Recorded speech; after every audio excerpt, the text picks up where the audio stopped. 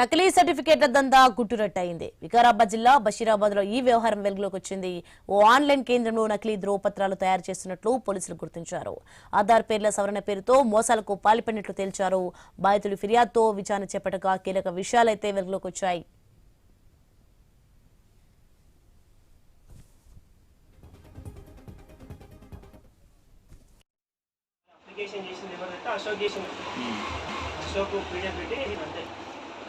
నీ దగ్గర వచ్చినట్టుగా డబ్బులు నీకు ఇచ్చిన నీ అకౌంట్ నాకు వేసిండు, నేను ఆయనకి వేసిన అన్న. నేను ఆయన అంటే ఎవరు? అశోక్ ఉన్నాడు ఒక ఆయన, ఆయనకి ఇచ్చిన. నేను అశోక్ ఎవరు? తెలిసిన ఆయన వేసిన సర్టిఫికేట్ నేను చేయలేదు, చేసేది ఆయన. నీకు సంబంధం లేదా? లేదు. ఇక దామర్చేడుకు చెందిన ప్రవీణ్ బషీరాబాద్ లో ఆన్లైన్ కేంద్రం నిర్వహిస్తున్నాడు. వివిధ రకాల ధ్రువపత్రాలు జారీ చేస్తున్నాడు. ఒక్కొక్కరి నుంచి 1000 నుంచి 3000 వసూలు చేస్తున్నాడు.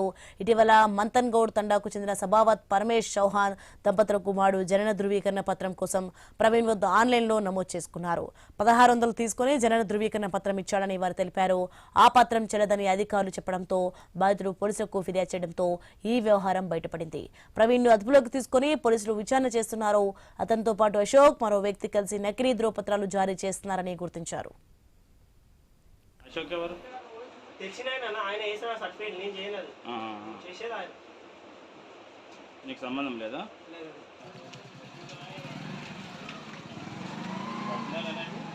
వచ్చినా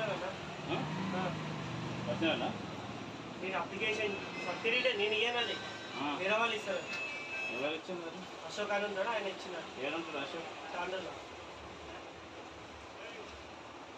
నీవు ఇచ్చినవంట కదా? నేను ఇస్తాను, నేనే ఇచ్చినా.